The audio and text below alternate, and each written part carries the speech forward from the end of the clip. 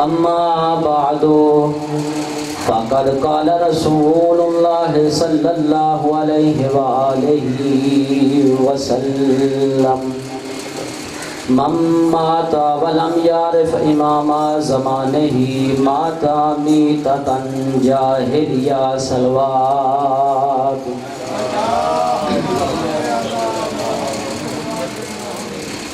اپنے اپنے گناہوں کی بخشش کے لیے بآواز بلند تر صلوات۔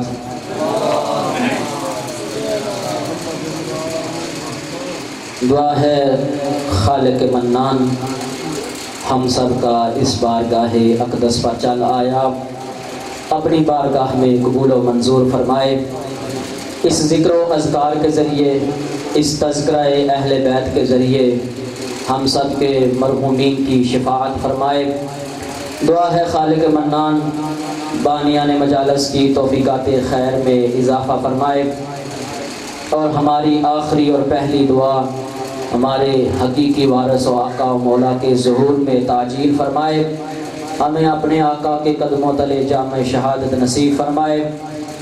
ان سب دعاؤں کی قبولیت کے لیے بآواز بلند تر صلوات۔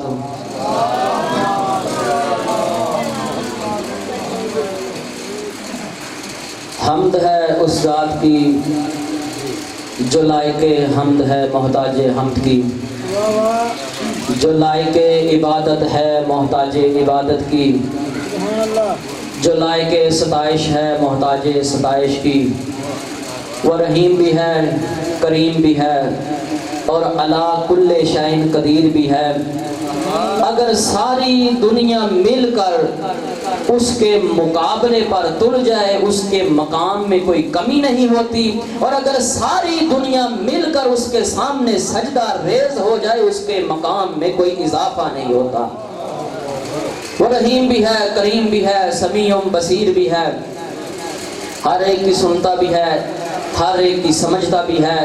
چاہے جو کوئی بھی جس زبان کے ساتھ اس خالق کے حقیقی کے ساتھ محو گفتگو ہو، پنجابی والے کی پنجابی زبان کو سنتا اور سمجھتا ہے، سرائکی والے کی سرائکی زبان کو سنتا اور سمجھتا ہے، فارسی والے کی فارسی زبان کو سنتا اور سمجھتا ہے، جو بول سکتا ہے اسے جواب دیتا ہے اس کی زبان میں، اور جو نہیں بول سکتا اس کے دل کے اشاروں کو بھی سمجھتا ہے۔ وہ اتنا کریم اللہ ہے، سمیع بصیر خدا ہے، وہ خالق حقیقی۔ ارشاد فرماتا ہے کہ اے میرے بندے، اے میرے عبد، اگر تجھے کوئی مجھ جیسے کریم پروردگار سے بڑھ کر کوئی دروازہ نظر آتا ہے تو جا اس دروازے پر چلا جا۔ اگر مجھ جیسے سخی دروازے سے بڑھ کر تجھے کوئی اور دروازہ ملتا ہے تو چلا جا اس دروازے پر، لیکن جانے سے پہلے یہ بات ضرور یاد رکھنا کہ میرا وہ دروازہ ہے جس پر مصطفیٰ بھی جھکتا ہے، مرتضیٰ بھی جھکتا ہے۔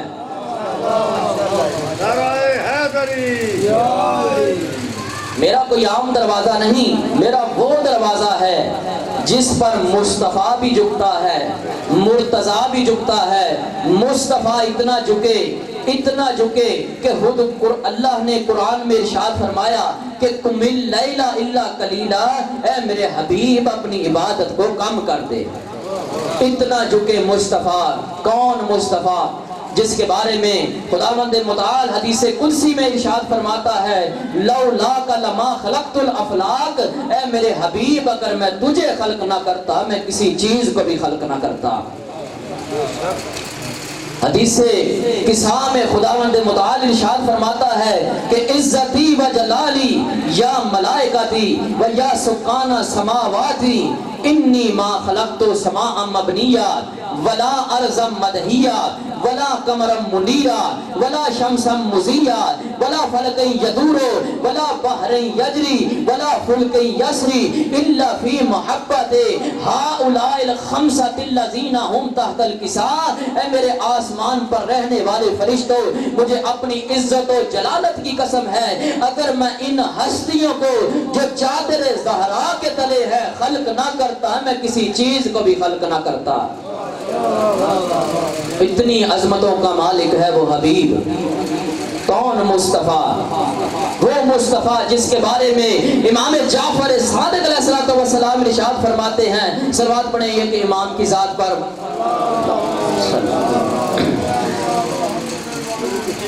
तेरे छठे इमाम फरमाते हैं कि ला मशूबन हसबहु वला ममजूजन नसबहु। हजरत आदम से लेकर हजरत अब्दुल्ला तक, हजरत हव्वा से लेकर हजरत आमिना तक जिसका हसब भी पाकीज़ा हो, जिसका नसब भी पाकीज़ा हो, उसे मोहम्मद अरबी कहते हैं। इतनी अजमतों के मालिक है वो मुस्तफ़ा। कौन मुस्तफ़ा? जिसके बारे में हदीस कुदसी में मिलता है कि जिस वक्त अल्लाह ने हजरत आदम का पुतला बनाया, जब अल्लाह ने हजरत आदम के पुतले में रूह को फूंका तो हजरत आदम का सर झुका हुआ था। अल्लाह ने कहा इरफा रासा का या आदम, ए आदम अपने सर को बुलंद करो। हजरत आदम ने अपने सर को बुलंद किया। क्या देखते हैं? नूरन यतूफ अर्शा हौल रहमान, एक नूर है जो अर्शे इलाही का तवाफ कर रहा है। हजरत आदम परेशान हो गए, परेशानी के आलम में पूछते हैं कि परवरदिगार, अव्वल बशर तो तूने मुझे बनाया है, फिर ये किसका नूर है जो मुझसे पहले अर्शे इलाही का तवाफ कर रहा है? तो अल्लाह ने फरमाया कि ऐ आदम लौला का लमा खलक़तो का या आदम, ऐ आदम अगर मैं इसे खल्क ना करता मैं तुझे भी खल्क ना करता। कौन मुस्तफ़ा? वो खुदा फरमाता है अगर मेरे दरवाजे से बढ़कर तुझे कोई और दरवाजा मिलता है तो जा, चला जा, मेरा वो दरवाजा है जिस पर मुस्तफ़ा भी झुकता है, मुर्तज़ा भी झुकता है। कौन मुर्तज़ा? वो मुर्तज़ा जिसके बारे में पैगंबर ने फरमाया कि अगर कोई बंदा हजरत नूह अलैहिस्सलाम जितनी उम्र पाए, रिवायात में मिलता है हजरत नूह अलैहिस्सलाम की उम्र 2500 साल थी। सलवात पढ़े एक अपने अज़हान को मुतवज्जे करने के लिए।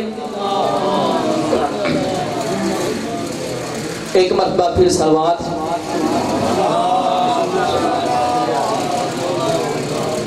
रिवायात में मिलता है कि हजरत नूह अलैहिस्सलाम की उम्र 2500 साल थी। पैगंबर फरमा रहे हैं कि अगर कोई बंदा हजरत नूह अलैहिस्सलाम जितनी उम्र पाए, फिर 1000 पैदल हज अदा करे, फिर ओहद पहाड़ जितना सोना राह खुदा में खर्च कर दे, सफा और मरवा के दरमियान बगैर किसी गुनाह के, बगैर किसी कोताही के मजलूम होकर मारा जाए। पैगंबर फरमाते हैं लम यशुम राहियतल जन्ना व लम यदखुलहा।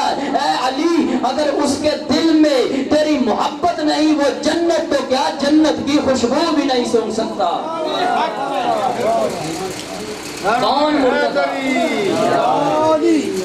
कौन मुर्तज़ा जिसके बारे में पैगंबर इरशाद फरमाते हैं कि मन अरादा अन यंज़ुरा इला आदम फी इल्मिही व इला नूह फी इल्मिही व इला इब्राहीम फी खुल्लतिही व इला मूसा फी हैबतिही व इला ईसा फी ज़ुहदिही। पैगंबर फरमाते हैं अगर कोई बंदा हजरत आदम के इल्म को देखना चाहता है, अगर कोई बंदा हजरत नूह के इल्म को देखना चाहता है, अगर कोई बंदा हजरत इब्राहीम की खुल्लत को देखना चाहता है, अगर कोई बंदा हजरत मूसा की हैबत को देखना चाहता है, अगर कोई बंदा हजरत ईसा के ज़ुहद कमाल को देखना चाहता है, पैगंबर फरमाते हैं कि वो अली के चेहरे को देखे, उसे सारे नबियों के कमाल अली के चेहरे में नजर आएंगे। कौन अली?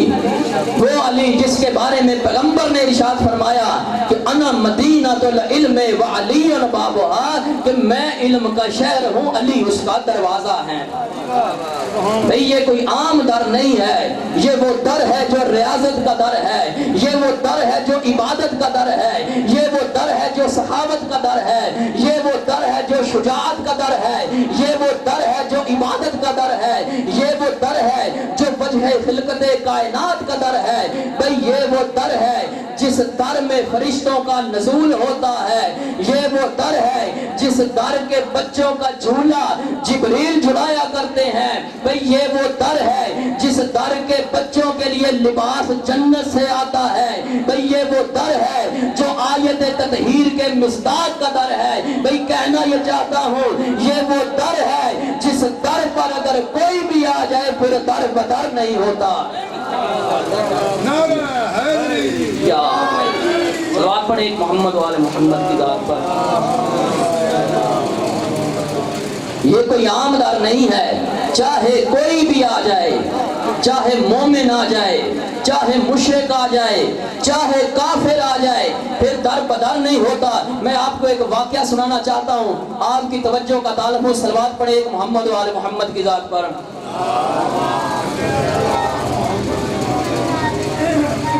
حسنین شریفین ایک مرتبہ بیمار ہوئے، پیغمبر صلی اللہ علیہ وآلہ وسلم صحابہ کے ساتھ مل کر بچوں کی تیمارداری کرنے کے لیے آئے۔ پیغمبر نے کہا کہ اے میری بیٹی فاطمہ اپنے بچوں کے لیے نظر مانے۔ بی بی نے نظر مانی، بچے صحت یاب ہو گئے۔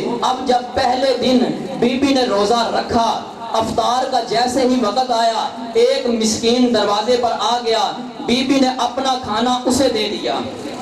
روایات میں ملتا ہے کہ یہ پہلا مسکین جو تھا یہ بھی مسلمان تھا۔ اب جب دوسرے دن روزہ رکھا، افطار کا وقت آیا، پھر ایک یتیم دروازے پر آ گیا، یہ یتیم بھی مسلمان تھا، بی بی نے اپنا کھانا اسے دے دیا۔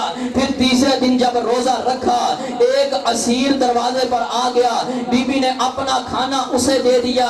یہ اسیر مسلمان نہیں تھا، یہ اسیر کافر تھا۔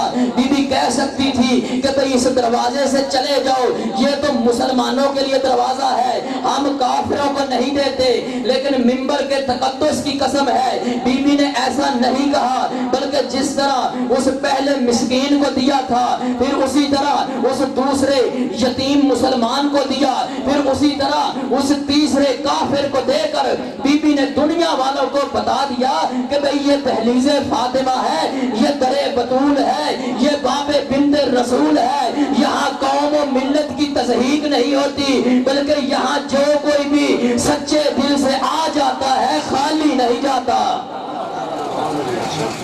کون مرتضی؟ وہ مرتضی کہ جس کے بارے میں پیغمبر نے فرمایا کہ یا علی انت قسیم النار والجنہ، اے علی آپ جنت اور جہنم کو تقسیم کرنے والے ہیں۔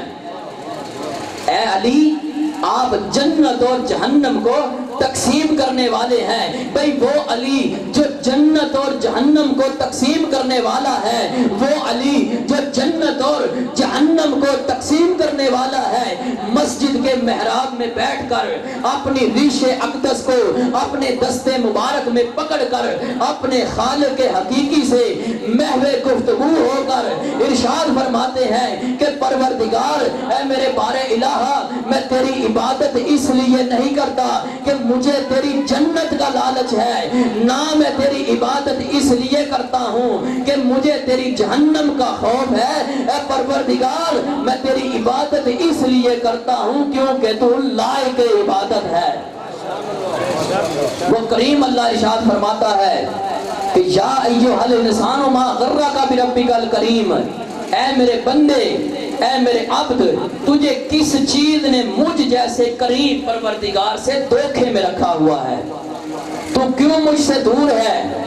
حالانکہ میں تو تجھ سے محبت کرنے والا ہوں، میں تو تجھ سے پیار کرتا ہوں، تو کیوں مجھ سے دور ہے؟ اے پروردگار تو اپنے نبیوں سے محبت کرتا ہے، تو اپنے ولیوں سے محبت کرتا ہے، تو شہداء سے محبت کرتا ہے، تو صدیقین سے محبت کرتا ہے۔ اے پروردگار کیا تو مجھ جیسے گناہگار سے بھی محبت کرتا ہے؟ وہ کریم اللہ ارشاد فرماتا ہے کہ ہاں میں تجھ سے محبت کرتا ہوں۔ اے پروردگار تو نے واجب قرار دیا، میں نے انجام نہیں دیا، تو نے حرام قرار دیا، میں نے چھوڑا نہیں، کیا پھر بھی مجھ سے محبت کرتا ہے؟ وہ کریم اللہ ارشاد فرماتا ہے کہ جانتا ہوں، سب کچھ جانتے ہوئے پھر بھی تجھ سے محبت کرتا ہوں۔ اے پروردگار میں کیسے مان لوں کہ تو مجھ سے محبت کرتا ہے وہ کریم اللہ ارشاد فرماتا ہے کہ جا دنیا میں کوئی ایسی مثال لے آ، اے پروردگار دنیا میں میری ماں سب سے زیادہ مجھ سے محبت کرتی ہے۔ وہ کریم اللہ ارشاد فرماتا ہے دنیا کی 70 ماؤں کی محبت کم ہے لیکن مجھ کریم کی محبت زیادہ ہے۔ دنیا کی 70 ماؤں کی محبت کم ہے لیکن مجھ کریم کی محبت زیادہ ہے۔ اے پروردگار میں کیسے مان لوں؟ کوئی دلیل؟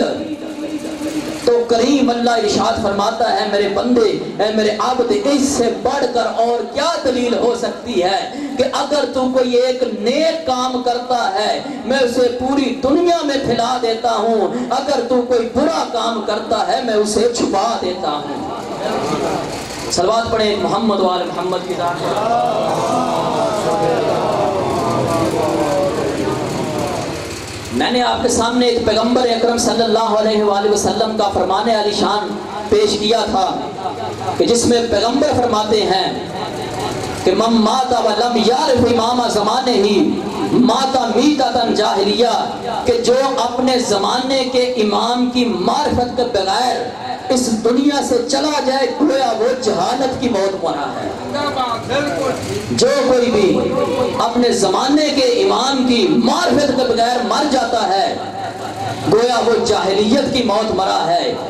معصومین فرماتے ہیں کہ افضل الاعمال شیعتنا الانتظار الفرج، کہ ہمارے شیعوں کا سب سے بہترین عمل کیا ہے؟ وہ یہی ہے بارہویں کا انتظار کرنا۔ ہمارے شیعوں کا بھئی انتظار کا معنی کیا ہے؟ انتظار کا مفہوم کیا ہے؟ کیا ہم ہاتھ پر ہاتھ رکھ کر بیٹھ جائیں کہ جب امام آئیں گے دیکھا جائے گا؟ کیا یہ معنی ہے اس کا؟ کیا اس کا معنی یہ ہے کہ ہم گھر میں بیٹھ کر اندر سے کنڈی لگا لیں جب آئیں گے تو دیکھا جائے گا؟ نہیں دوست، نہیں میرا بھائی، انتظار کا یہ معنی نہیں ہے۔ انتظار کا اگر معنی پوچھنا ہے تو اس بانی مجلس سے پوچھیں کہ بھئی اب بانی مجلس نے یہ تمبو کناتے لگا لیے، یہ دریاں بچھا لی، یہ علماء و ذاکرین کے بیٹھنے کے لیے جگہ بنا لی، اس کے علاوہ ساؤنڈ سسٹم لگا دیا، مومنین کے لیے لنگر کا انتظام کر دیا۔ آپ بانی انتظار کرے گا کہ بھئی کب مولانا صاحب آئیں اور مجلس کو آ کر شروع کریں۔ بھئی انتظار وہ کرتا ہے جس نے اپنی ذمہ داریاں پوری کر لی ہوں۔ انتظار وہ کرتا ہے جس نے اپنی ذمہ داریاں پوری کر لی ہوں۔ اور اگر بانی مجلس نے ابھی نہ دریاں بچھائی ہوں، نہ تمبو کناتے لگائی ہو، نہ ساؤنڈ سسٹم ہو، نہ علماء کے بیٹھنے کے لیے کوئی جگہ ہو، نہ ذاکرین کے بیٹھنے کے لیے کوئی جگہ ہو، تو اب بانی تو ذہن میں یہی کہے گا نا کہ بھئی اللہ کرے مولانا صاحب کی گاڑی کا ٹائر پنچر ہو جائے، وہ دیر سے آئے تب تک میں تھوڑا کام کر لوں۔ ایسا ہے یا نہیں؟ بھئی انتظار وہ کرتا ہے جس نے اپنی ذمہ داریاں پوری کر لی ہوں، اور جس نے اپنی ذمہ داریاں ہی نہ پوری کی ہوں اس کا انتظار کا معنی بنتا ہی نہیں ہے۔ بھئی جب بھی ہم کوئی نیک کام کرتے ہیں، جب بھی ہم نماز پڑھتے ہیں، روزہ رکھتے ہیں، حج کرتے ہیں، ہر نیک کام کے بعد ہماری یہی دعا ہوتی ہے اے پروردگار ہمارے آخری امام کے ظہور میں تاجیل فرما۔ ایسا ہے یا نہیں؟ ہر دعا میں ہم یہ پڑھتے ہیں کہ پروردگار ہمارے آخری امام کے ظہور میں تاجیل فرما۔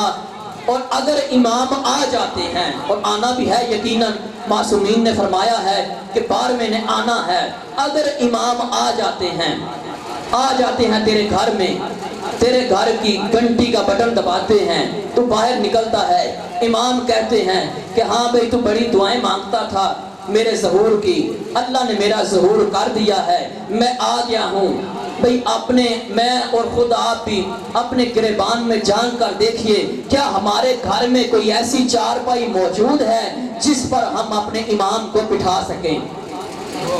کیا ایسی پاک چارپائی موجود ہے؟ کیونکہ امام تو نجس جگہ پر بیٹھتا ہی نہیں ہے، امام تو پاک و پاکیزہ ہوتا ہے۔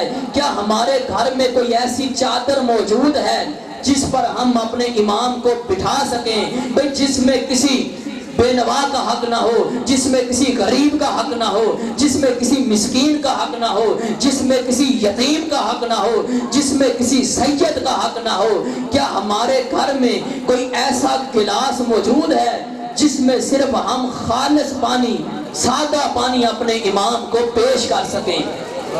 کیا ہمارے گھر میں کوئی ایسی چیزیں موجود ہیں کہ جو ہم اپنے امام کو پیش کر سکیں؟ اگر نہیں ہیں تو پھر اپنے گھر کے ماحول کو اچھا بنانا ہوگا، پھر اپنے کردار کو اچھا بنانا ہوگا، پھر اپنی گفتار کو اچھا بنانا ہوگا، پھر اپنی رفتار کو اچھا بنانا ہوگا۔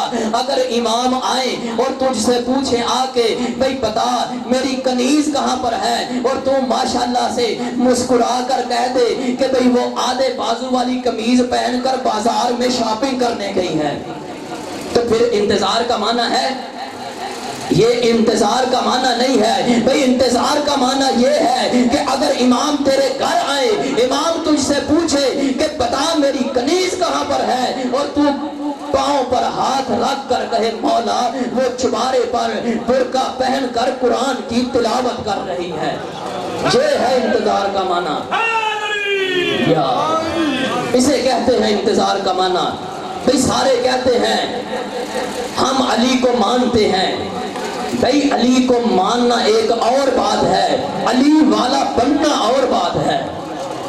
ایسے تو سارے جتنے بھی غریب لوگ ہوتے ہیں وہ بڑوں کے ساتھ اپنا رتبہ، اپنی نسبت قائم کرتے ہیں اپنی بڑائی بیان کرنے کے لیے، ایسا ہے یا نہیں؟ بھئی ہو سکتا ہے اسی گاؤں کا کوئی چودھری، کوئی ملک یا کوئی بھی بندہ یہ کہے کہ بھئی میری فلاں ایم این اے کے ساتھ بہت دوستی ہے، بھئی فلاں وزیر کے ساتھ میرے بہت اچھے تعلقات ہیں کہ جب بھی وہ یہاں علی پور چٹھا والا روڈ سے گزرتا ہے میری بیٹھک میں ضرور آ کر بیٹھتا ہے، یہاں سے چائے پی کر ضرور جاتا ہے۔ بھئی ہو سکتا ہے بھئی چھوٹے لوگ بڑے لوگوں کے ساتھ رابطہ قائم کرتے ہیں اپنی فضیلت بیان کرنے کے لیے۔ بھئی فضیلت یہ نہیں، فضیلت یہ ہے کہ اگر وہی وزیر سیکیورٹی گارڈوں کے حصار میں ہو اور جیسے ہی اس کی نظر تجھ پر پڑے وہ کہے کہ سیکیورٹی گارڈ پیچھے ہٹو یہ میرا اپنا آ رہا ہے۔ بھئی اپنے کردار کو ایسا بنا، اپنی رفتار کو ایسا بنا، اپنی گفتار کو ایسا بنا کہ کل محشر والے روز مولا علی فرشتوں کے گھیرے میں ہو، جیسے ہی مولا علی کی نظر تجھ پر پڑے مولا کہے جبرائیل پیچھے ہٹو وہ میرا اپنا آ رہا ہے۔ ایسے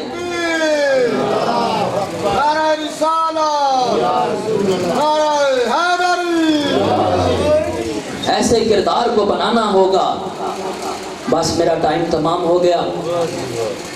بس دوستو، بزرگوں، عزیزوں، کسی نے میرے مولا سے پوچھا تھا کہ یبنا رسول اللہ یہ بتائیے کیا کوئی موت سے مشکل مرحلہ بھی ہے کہ جب مر جانا آسان ہوتا ہے لیکن وہ کام کرنا مشکل ہوتا ہے؟ تو میرے مولا نے فرمایا تھا کہ ایک انسان کے لیے موت سے سخت مرحلہ یہ ہے کہ جب کسی شریف کو کسی کمینے سے کچھ مانگنا پڑ جائے۔ اجرکم اللہ، میں کہتا ہوں کسی شریف کو کسی شریف سے مانگنا بھی بڑا سخت لگتا ہے۔ 10 محرم کو میرے مولا نے اپنے شیعوں کو یاد کیا ہے۔ کب یاد کیا؟ کیا جب علی اکبر کو پرچھی لگی میرے مولا نے کہا الگ دنیا بعد اکل افا، اکبر میرا لال تیرے بعد میری دنیا پر خاک ہے۔ کیا اس وقت یاد کیا شیعہ ہوتے کربلا میری غربت کو دیکھتے؟ نہیں دوستو، اس وقت بھی یاد نہیں کیا۔ کیا جب عباس کا لاشا اٹھایا عباس کے لاشے پر کہا کہ الان ان کا سرا ظہری، عباس تیرے جانے کے بعد میری کمر ٹوٹ چکی ہے؟ اجرکم اللہ، کیا اس وقت یاد کیا شیعہ ہوتے کربلا؟ نہیں، اس وقت بھی یاد نہیں کیا۔ کیا جب قاسم کا لاشا پمال ہو چکا تھا اس وقت یاد کیا شیعہ ہوتے کربلا؟ اس وقت بھی یاد نہیں کیا۔ کیا جب ایک طرف قاسم کا لاشا پڑا تھا ایک طرف علی اکبر کا لاشا پڑا تھا، غریب درمیان میں حالت تشہد میں بیٹھا تھا، حالت تشہد میں بیٹھ کر ایک ہاتھ علی اکبر کے لاشے پر رکھا، دوسرا ہاتھ قاسم کے لاشے پر رکھ کر غریب نے رو کر بیان کیا واہ غربتا، اور میرے اللہ میں غریب ہو گیا، اور میرا علی اکبر جیسا بیٹا مارا گیا، اور میرا قاسم جیسا بیٹا مارا گیا۔ کیا اس وقت کہا شیعو ہوتے کربلا میری غربت کو دیکھتے؟